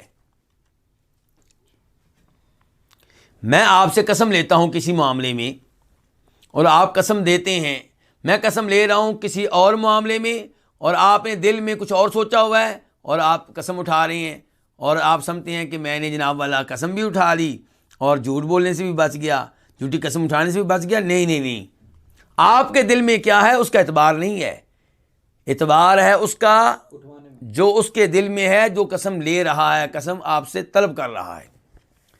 تو حدیث نمبر 984 984 میم، اس حدیث کو روایت کرنے والے امام کون ہے؟ امام مسلم۔ عن ابی ہریرہ رضی اللہ عنہ قال، عن ابی ہریرہ قال رسول اللہ صلی اللہ علیہ وسلم، جناب ابو ہریرہ سے روایت ہے کہ فرمایا رسول اللہ صلی اللہ علیہ وسلم نے، یمینک علی ما یصدقک علیہ صاحبک، تمہاری قسم اسی بات پہ ہوگی جس پہ تمہارا ساتھی تمہاری تصدیق کرے، تمہاری قسم اسی مفہوم کے مطابق ہوگی جس پہ تمہارا ساتھی تمہیں سچا جانے۔ ساتھی سے مراد کون ہے؟ قسم لینے والا، قسم طلب کرنے والا۔ اور یہی چیز عدالتوں میں بھی ہے، جج آپ سے قسم لے رہا ہے کسی معاملے میں اور آپ دل میں کچھ اور سوچ کے قسم دے رہے ہیں، وہ قسم کسی اور چیز پہ لے رہا ہے، تو یہ یہاں پہ جو ہیرا پھیری آپ کر رہے ہیں اس کی وجہ سے آپ یہ نہ سمجھیں کہ آپ اللہ کے ہاں بری و ذمہ ہو جائیں گے، نہیں، آپ مجرم ٹھہریں گے۔ یہ ایسے ہی ہے گویا کہ آپ نے جھوٹی قسم اٹھائی ہے۔ تو یمینوں کا، آپ کی قسم اسی بات پہ ہوگی جس پہ آپ کا ساتھی آپ کی تصدیق کرے۔ اس کی مثال میں آپ کو دیتا ہوں۔ ابراہیم علیہ السلام جب اپنی وائف کے ساتھ جا رہے تھے تو راستے میں ظالم بادشاہ مل گیا، تو ابراہیم علیہ السلام سے اس نے پوچھا کہ آپ کے ساتھ جو عورت ہے وہ کون ہے؟ تو ابراہیم علیہ السلام نے کیا کہا تھا؟ میری کیا لگتی ہے؟ میری بہن ہے، میری بہن ہے۔ اور واپس آ کے اپنی وائف سے بھی کہا کہ اگر تم سے پوچھے میرا تمہارا کیا رشتہ ہے، تم نے کیا کہنا ہے؟ کہ تم میری بہن ہو، کیونکہ اسلام کے لحاظ سے تم میری بہن ہو۔ کس کے لحاظ سے؟ اسلام کے لحاظ سے، رشتہ داری کے لحاظ سے نہیں، اسلام کے لحاظ سے، مسلمان ہونے کے اعتبار سے تم میری بہن ہو۔ اب جب بادشاہ نے ابراہیم علیہ السلام سے یا ان کی وائف سے پوچھا کہ تم اس کی کیا لگتی ہو، تو وائف کہہ رہی ہے کہ میں بہن لگتی ہوں، تو کیا وائف کا یہ کہنا بادشاہ کی نیت کے لحاظ سے ٹھیک تھا؟ نہیں، غلط تھا۔ اعتبار کس کا ہوگا؟ اس بات کا جو قسم لے رہا ہے، جو اس کے ہاں ہے۔ اب ابراہیم علیہ السلام کی وائف کو بھی پتا ہے کہ وہ یہ نہیں پوچھ رہا کہ دینی لحاظ سے تمہارا آپس میں کیا رشتہ ہے، وہ کیا پوچھ رہا ہے کہ تمہاری آپس میں رشتہ داری کیا ہے۔ تو ان کے جو بات کر رہا ہے بادشاہ، اس کا ارادہ کچھ اور ہے اور اس نے اپنا ارادہ واضح کیا ہوا ہے، اور ابراہیم علیہ السلام کی وائف کا ارادہ کچھ اور ہے۔ اب ابراہیم علیہ السلام کی وائف نے اپنی طرف سے سچ بولا ہے، اپنی طرف سے کیا بولا ہے؟ کہ میں کیا ہوں، میں ان کی بہن ہوں، اور ان کے دل میں کیا ہے کہ اسلامی لحاظ سے، اور بادشاہ اسلامی دین کے لحاظ سے نہیں پوچھ رہا، مذہب کے لحاظ سے نہیں پوچھ رہا، وہ رشتہ داری کے لحاظ سے پوچھ رہا ہے۔ تو یہاں پہ چونکہ بادشاہ ظالم تھا اور وہ ابراہیم علیہ السلام کی وائف کے ساتھ غلط حرکت کرنا چاہتا تھا، اس لیے ابراہیم علیہ السلام کی وائف کا یہ انداز اختیار کرنا شرعی لحاظ سے بالکل ٹھیک ہے۔ شرعی لحاظ سے کیا ہے؟ بالکل، اس کو کیا کہتے ہیں؟ توریہ۔ اس کو کیا کہتے ہیں؟ توریہ۔ تو یہ انداز انہوں نے استعمال کیا وہ بالکل ٹھیک ہے، لیکن یہی انداز اگر میں کسی مسلمان کے ساتھ استعمال کروں جس کے میں نے پیسے دینے ہیں، جس کی میں نے زمین دینی ہے، جس سے میں نے قرضہ لیا ہوا ہے، تو وہ مجھ سے کچھ اور پوچھے اور میں دل میں کچھ اور نیت کر کے جواب دوں اور یہ سمجھوں کہ میں نے جھوٹ نہیں بولا، آپ نے جھوٹی قسم نہیں اٹھائی، نہیں، آپ نے جھوٹی قسم اٹھائی، آپ غلط ہیں، کیونکہ اعتبار اس چیز کا نہیں ہے جو آپ کے دل میں ہے، اعتبار کس چیز کا ہے؟ قسم لینے والا ہے، اور آپ جانتے ہیں کہ وہ کس چیز پہ قسم لے رہا ہے، واضح ہے سب کچھ، یہ نہیں ہے کہ اس کے دل میں کیا چھپا ہوا ہے، واضح ہے کس معاملے میں قسم لی جا رہی، کیوں لی جا رہی ہے، تو یعنی کہ اس طرح کی ہیرا پھیری نہیں چلے گی۔ تو جو ابراہیم علیہ السلام اور ان کی وائف نے کیا وہ بالکل صحیح ہے، وہ بالکل صحیح ہے، کیونکہ اپنی عزت بچانے کے لیے تو جو عزت پہ حملہ کرے اس کو قتل کرنا بھی جائز ہے، یہ تو معمولی سی بات ہے، یہ کیا، یہ تو معمولی سی بات ہے۔ آج بھی اگر کسی کی وائف کے ساتھ کوئی غلط حرکت کرنا چاہتا ہے اور وہ سمجھتا ہے کہ جھوٹ بول کے میں بچ سکتا ہوں، جھوٹ بول لے، عزت بچانا واجب ہے، فرض ہے۔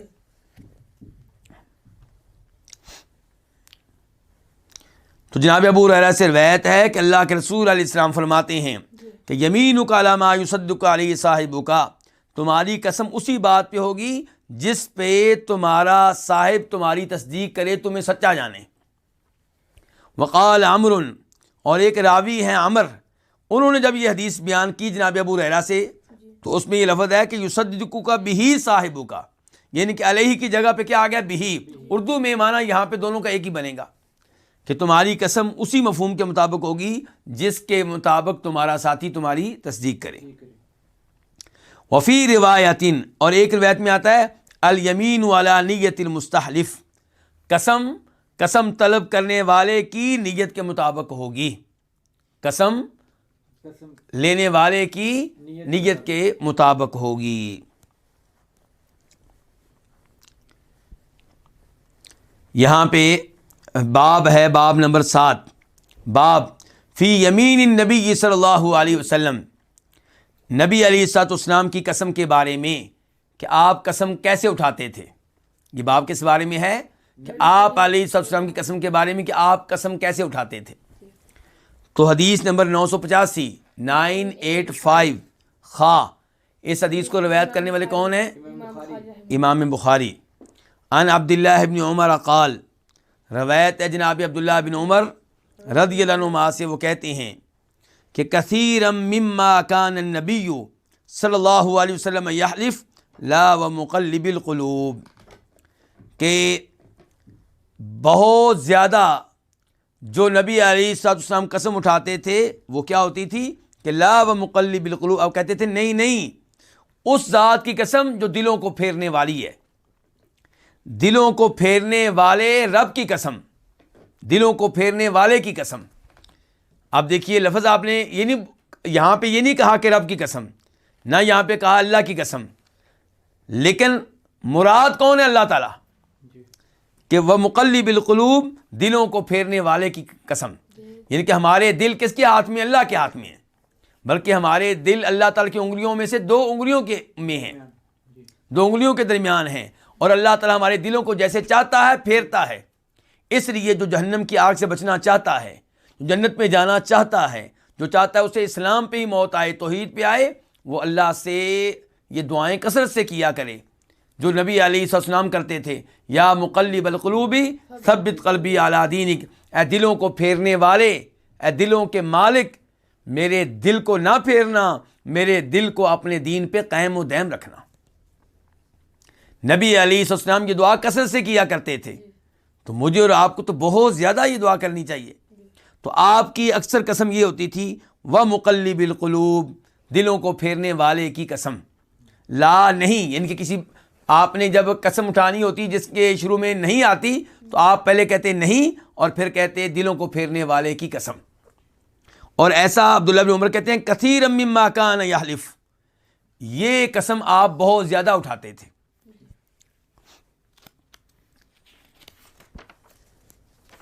اس کے بعد الفصل الثانی، دوسری فصل، اور یہ کس کے بارے میں؟ النذر، نذر کے بارے میں، منت ماننے کے بارے میں۔ نظر کیا ہوتی ہے، منت کیا ہوتی ہے؟ کہ جو چیز واجب نہیں ہے اس کو آپ اپنے اوپر واجب کر لیں. جس چیز کے آپ ذمہ دار مسئول نہیں ہیں اس کے آپ ذمہ دار کیسے بن جائیں؟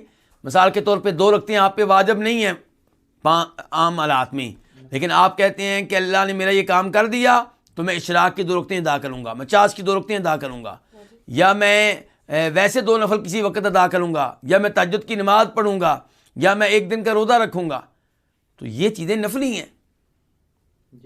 تو آپ نے منت مان کر اپنے اوپر یہ واجب کر لی ہیں.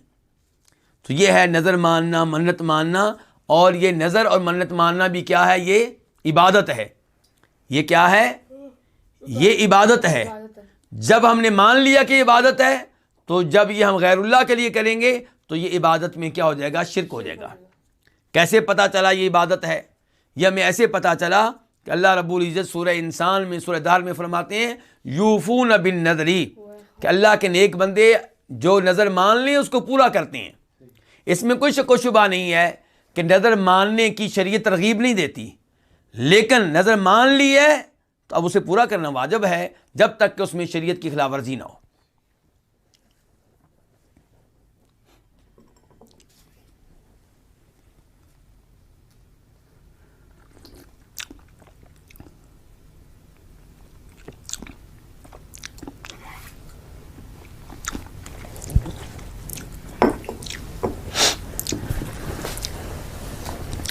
باب نمبر 1، باب الامر بوفاء النذری، نظر کو پورا کرنے کا حکم، یعنی کہ شریعت نے نظر کو پورا کرنے کا حکم دیا ہے.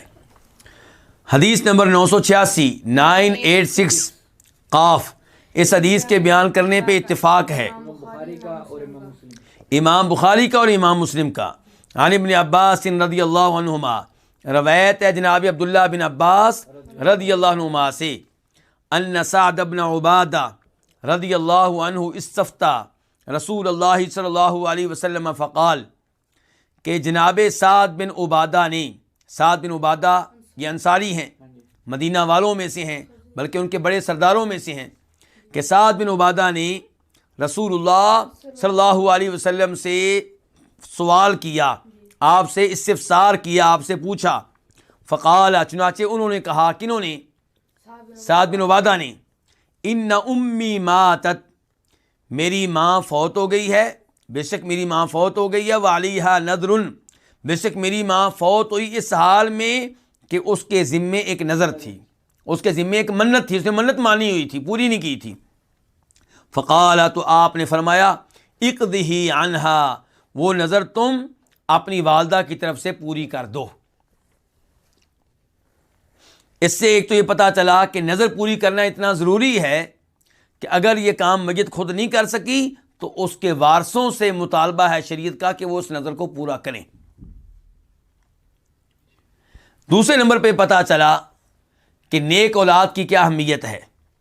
اگر ہم نیک اولاد چھوڑ کے جائیں گے تو وہ ٹینشن لیں گے کہ ہمارے والد نے کسی کا قرضہ تو نہیں دینا، ہمارے والد کے ذمے کوئی کفارہ تو نہیں تھا، ہمارے والد کے ذمے کوئی نظر تو نہیں تھی، ہمارے والد کے ذمے اس سال کی کہیں زکوٰۃ تو نہیں تھی. ایسا تو نہیں تھا کہ ہمارے والد صاحب نے ابھی زکوٰۃ ادا نہ کی ہو، فوت ہو گئے ہوں اور قبر میں ان سے سوال ہو جائے، کسی کا قرضہ دینا ہو اور اس کی وجہ سے ان کے لیے قبر میں اور آخرت میں مسئلہ بن جائے. تو اس لیے نیک اولاد تیار کریں جن کو شریعت کا علم ہو، شریعت کے مسائل کا علم ہو، اللہ رب العزت کی عظمت کو جانتے ہوں، اور آخرت کا ان کو فکر ہو، قبر کی ان کو فکر ہو. تو دیکھیں جناب سعد بن عبادہ کو فکر ہے اپنی والدہ کی، تو اس لیے آپ علیہ السلام سے سوال کیا ہے تو آپ نے کہا ہاں تم اس نظر کو پورا کرو اپنی والدہ کی جانب سے. اس کے بعد حدیث نمبر 987 987 قاف. اس حدیث کے بیان کرنے پہ اتفاق ہے امام بخاری کا اور امام مسلم کا. عن ابن عمر رضی اللہ عنہما، روایت ہے جناب عبداللہ بن عمر رضی اللہ عنہما سے، ان عمر سأل النبی صلی اللہ علیہ وسلم قال، کہ بے شک جناب عمر نے سوال کیا نبی علیہ الصلوۃ والسلام سے. اور جو حدیث ہمارے سامنے ہے اس وقت اس میں اتنا ہی آیا ہے، لیکن مسلم شریف میں وضاحت آئی ہے کہ جناب عمر نے یہ سوال کہاں کیا تھا اور کب کیا تھا. نبی علیہ السلام نے مکہ کب فتح کیا ہے؟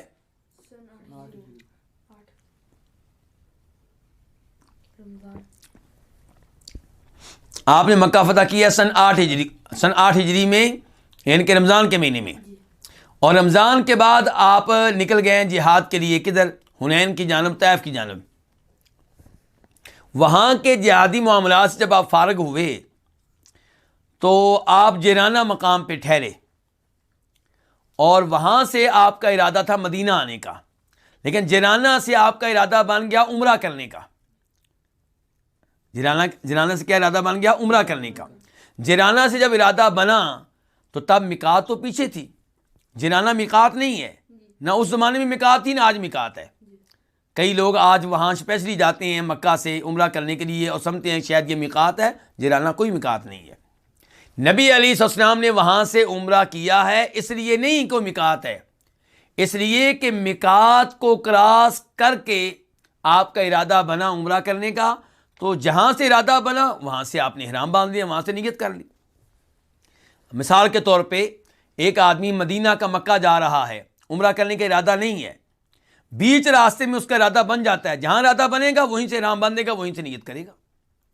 لیکن اس کا مطلب یہ نہیں کہ وہ جگہ میقات ہے، میقات نہیں ہے. لیکن جب میقات کے بعد جب آپ کا ارادہ بنے تو جہاں سے بنے گا وہیں سے آپ احرام باندھیں گے. تو جیرانہ سے آپ نے یعنی کہ عمرے وغیرہ کی نیت کی. تو وہاں جیرانہ پہ آپ جیرانہ مقام پہ ٹھہرتے ہوئے آپ سے جناب عمر نے سوال کیا تھا کہ اللہ کے رسول علیہ السلام، کیا سوال ہے؟ بلکہ وہ آگے آ گیا ہے، بجائے اس کے کہ میں واضح کروں، آ گیا ہے اسی حدیث میں. تو جناب عمر نے کہا کنت نظرت فی الجاہلیہ، میں نے زمانہ جاہلیت میں نظر مانی تھی. زمانہ جاہلیت کون سا ہوتا ہے؟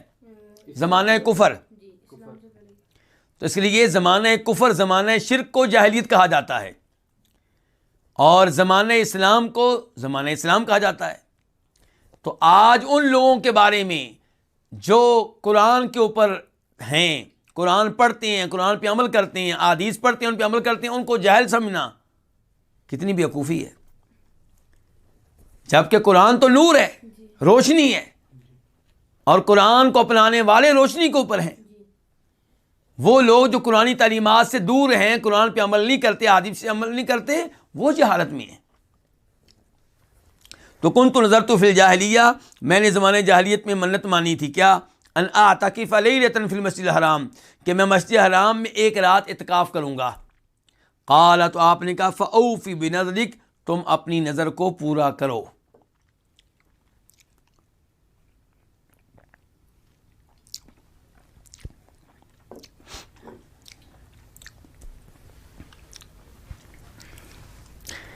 پچھلی حدیث اور اس حدیث سے ایک تو پتہ چلا کہ ایسے معاملات میں پہلے مسئلہ پوچھ لینا چاہیے. سعد بن عبادہ بہت بڑے صحابی ہیں، لیکن نبی علیہ السلام سے مسئلہ پوچھا ہے. جناب عمر بہت بڑے صحابی ہیں، لیکن نبی علیہ السلام سے مسئلہ پوچھا ہے.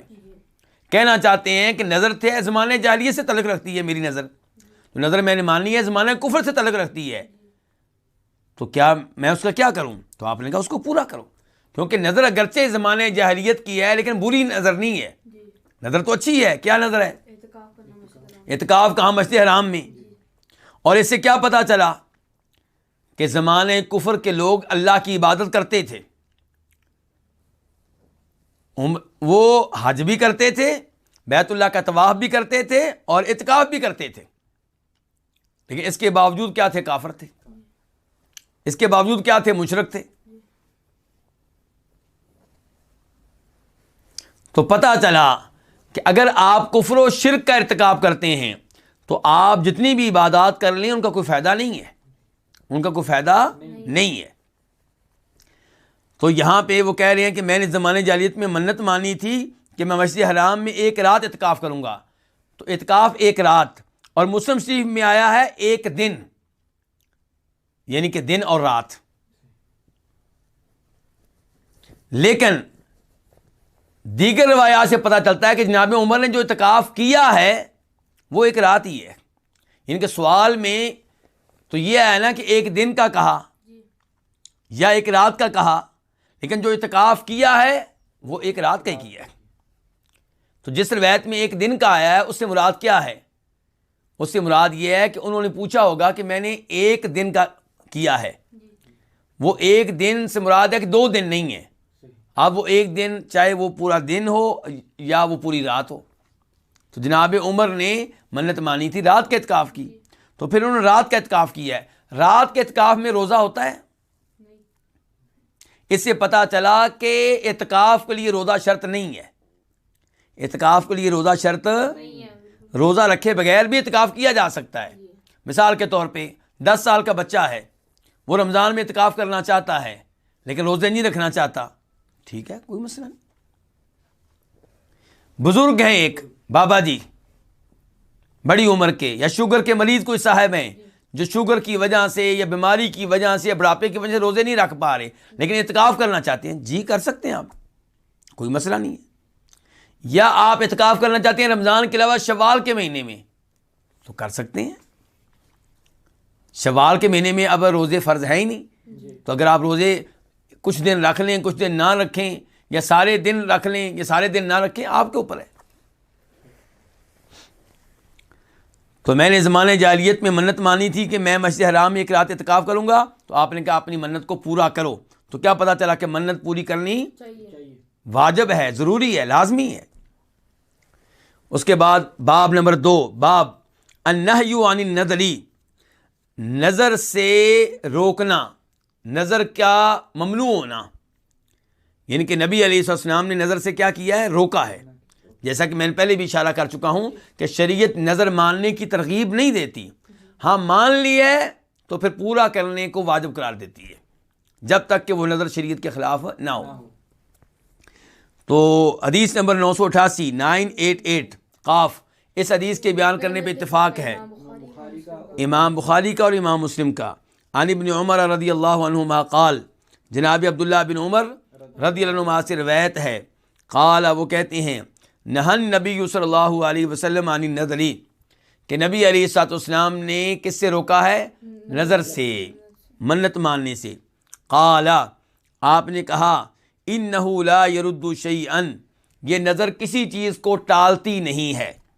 وانما یستخرج به من البخیل، سوائے اس کے نہیں اس کے ذریعے بخیل سے مال نکلوایا جاتا ہے،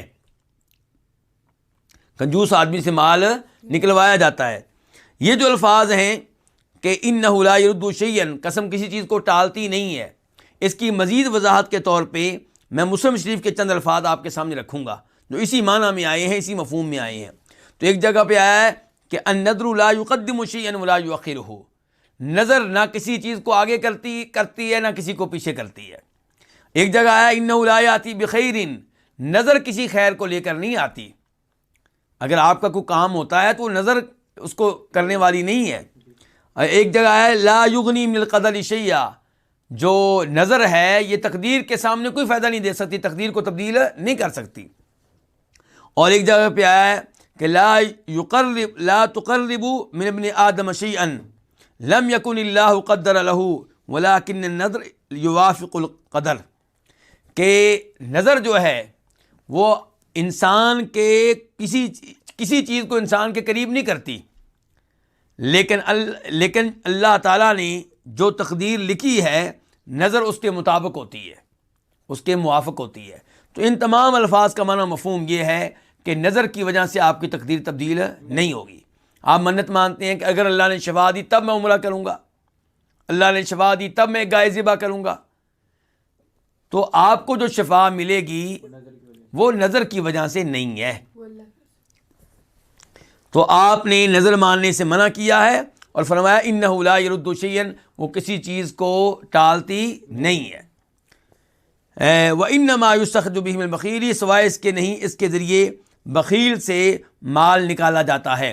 یعنی کہ کنجوس آدمی کئی ہوتے ہیں وہ اللہ کی راہ میں ویسے خرچ نہیں کرتے، وہ تب ہی خرچ کرتے ہیں جب کوئی مصیبت آ جائے، جب کوئی مطلب ہو، تب وہ کہیں گے یا اللہ شفا دے دی تو میں بکرا دوں گا تیری راہ میں، یا اللہ میرا یہ کام ہو گیا تو میں تیری راہ میں کروں گا. یعنی کہ اللہ کی راہ میں مال ویسے خرچ کرتے رہنا چاہیے. یا آپ کے یہاں کوئی مصیبت آئی ہے, کوئی بیمار ہے, تو آپ صدقہ خیرات کر دیں خاموشی سے. لیکن اللہ کے ساتھ شرط لگانا کہ یا اللہ تو نے شفا دے دی تو میں یہ کام کروں گا, یہ کوئی اتنا اچھا انداز نہیں ہے, اتنا اچھا انداز نہیں ہے. حرام بھی نہیں ہے لیکن اتنا اچھا انداز نہیں ہے. البتہ اگر ایسی نظر مان لی ہے تو اس کو پورا کرنا کیا ہے, واجب ہے. اس کے بعد باب النذر فی الطاعہ, نیکی کے کام میں نظر ماننا.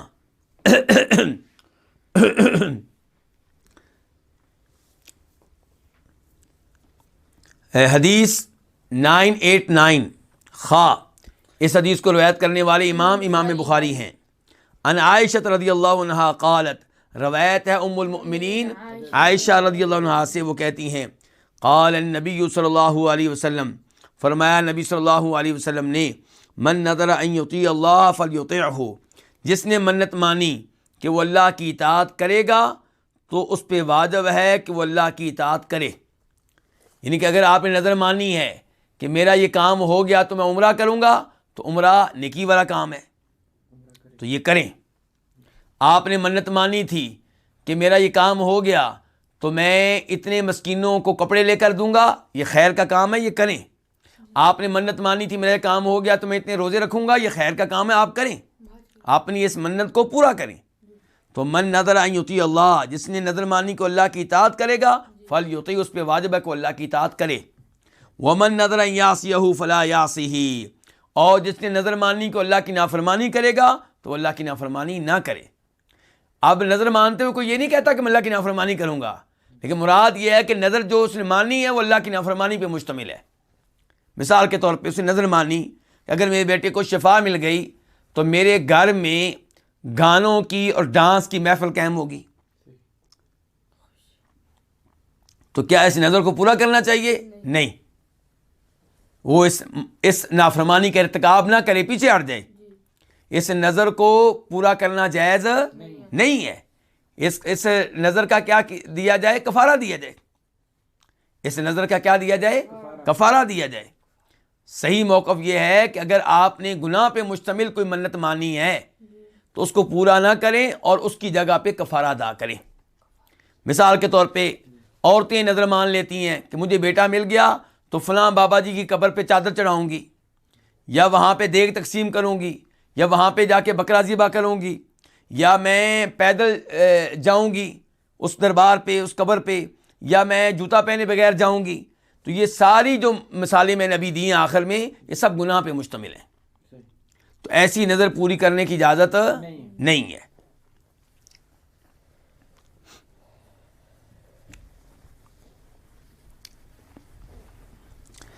اس کے بعد باب نمبر 4, باب من نذر المشیہ, جس نے منت مانی پیدل چلنے کی. کیا منت مانی؟ پیدل چلنے کی.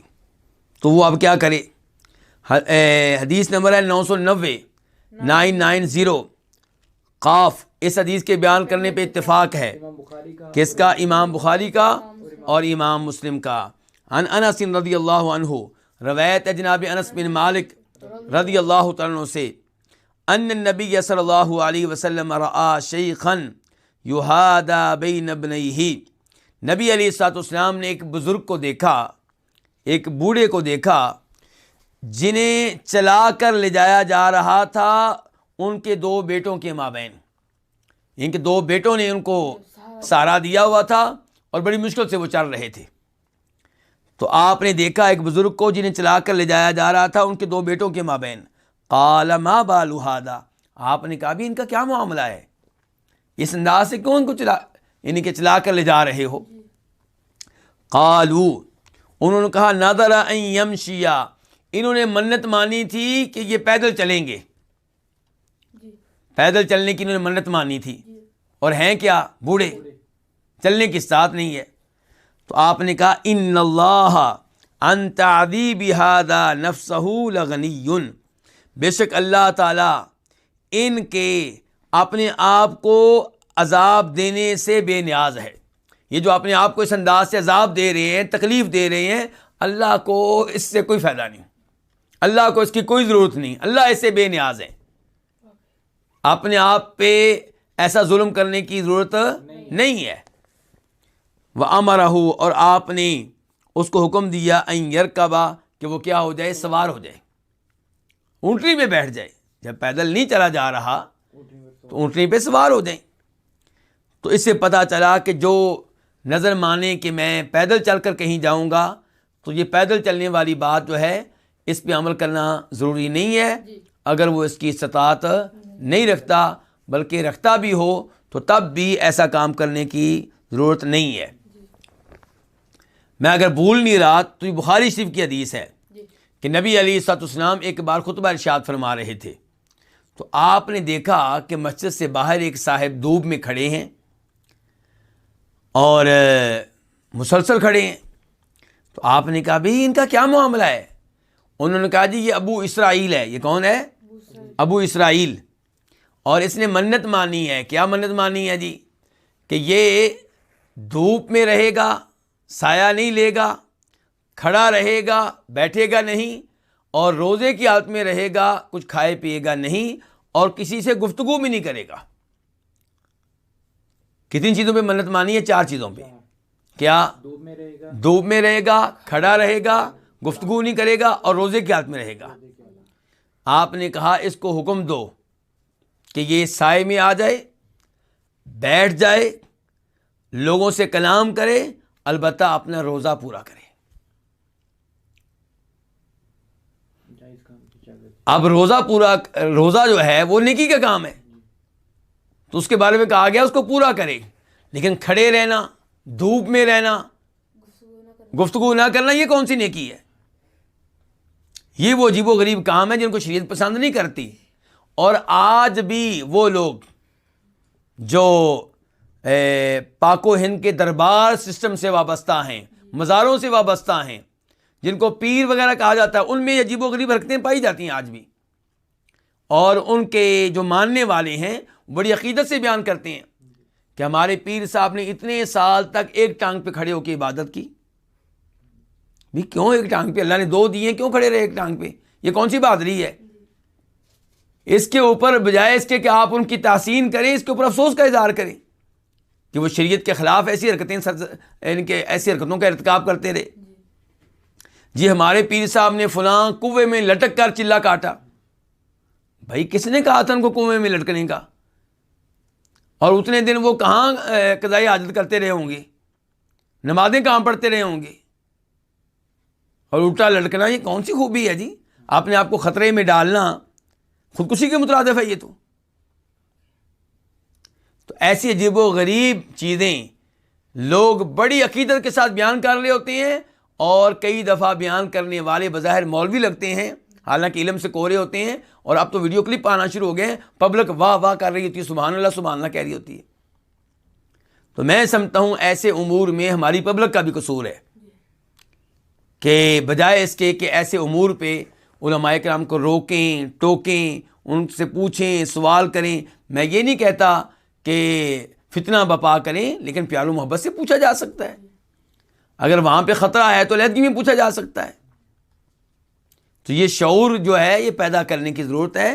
ایسی چیزیں جو ہیں شریعت ان کو پسند نہیں کرتی۔ تو ویسے تو نظر کو پورا کرنا چاہیے۔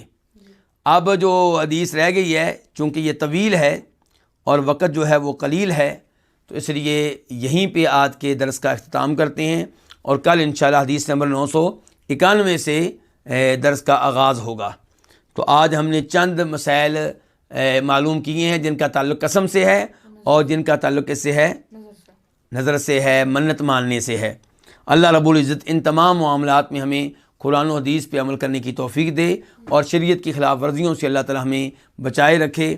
اور جتنے مسلمان مریض ہیں اللہ سے درخواست کرتے ہیں یا اللہ ان تمام مریضوں کو شفا دے۔ یا اللہ تجھے تیرے ناموں کا واسطہ دیتے ہیں، تیری عالی اور عظیم الشان صفات کا واسطہ دیتے ہیں کہ یا اللہ تمام مسلمان مریضوں کو شفا دے، اور انہیں عافیت دے، اور انہیں صحت کا لباس پہنا۔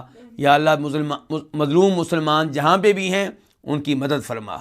یا اللہ ہمارے علم میں، ہمارے عمل میں، ہمارے دین میں برکتیں ڈال، ہماری اولاد میں برکتیں ڈال، ان کو نیک بنا، توحید پہ قائم فرما اور ان کو پکا نمازی بنا دے، اور ہم سب کو جب بھی موت دینا یا اللہ اسلام پہ توحید پہ ایمان دینا یا اللہ۔ اور یہ جو دورہ چل رہا ہے، اس دورے کے ساتھ تعاون کرنے والے جتنے بھی لوگ ہیں کسی بھی لحاظ سے، مثال کے طور پہ عبد المحسن بھائی جو اس کا واٹس ایپ گروپوں میں اعلان دیتے ہیں اور ویڈیو کلپ شیئر کرتے ہیں اور یہ سارے امور کو وہ ہینڈل کرتے ہیں، ہمارے منظور بھائی ہیں کافی سارے معاملات کو وہ ہینڈل کرتے ہیں، روش بھائی ہیں کچھ چیزوں کو وہ دیکھتے ہیں، اور یہاں میرے پاس دانش بھائی ہیں، اور پھر سب سے بڑھ کے کہ شیخ شمس الزمان حفظہ اللہ جو اس کے نگران اعلیٰ ہیں، اور ان کا دعویٰ سینٹر اور اس کے ذمہ داران، سب کو اللہ تعالیٰ جزائے خیر دے، سب کو اللہ تعالیٰ اخلاص دے، اور سب کے